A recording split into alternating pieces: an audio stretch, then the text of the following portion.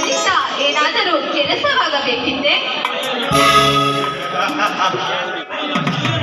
ಅಯ್ಯೋ ನನ್ನ ಬಂಗಾರ, ಇನ್ನೊಂದು ಭೂಲೋಕದ ಸಿಂಗಾರ, ನಾವಿಬ್ಬರು ಸೇರಿ ಆಡೋಣ ಬಾ ಶೃಂಗಾರ.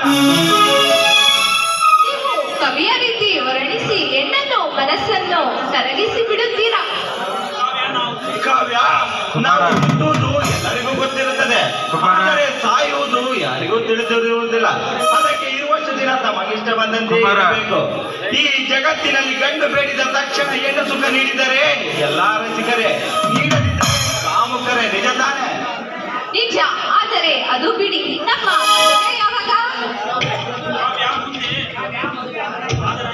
ಕಾವ್ಯ, ಮದುವೆ ಹಾಜರಾಯಿತು. ಈ ವಯಸ್ಸಿನಲ್ಲಿ ತಮಗೆ ಬೇಕಾಗಿರುವುದು ಸಿಗುತ್ತದೆ ಅಲ್ಲವೇ?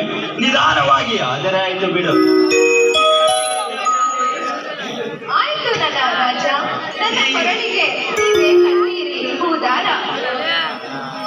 ಈ ರಣಧೀರನ ದೇಹ ತುಂಬ ಕಾಮದ ಜ್ವಾಲೆ ಹತ್ತಿ ಹೊಡೆಯುತ್ತಿರುವ ಸಮಯದಲ್ಲಿ ಮದುವೆ ಮುಂಚೆ ಬಂದಿರುವತ್ತು ಸಕ್ಕರೆಯ ಪಾಕದಂತಿರುವ ನಿನ್ನ ತುಟಿಗಳಿಂದ ಒಂದು ಮುದ್ದನ್ನು ಹೊತ್ತು. ಕಾವ್ಯ, ಹಾಗಿದ್ದರೆ ಬಾ ನನ್ನ ರಾಜ.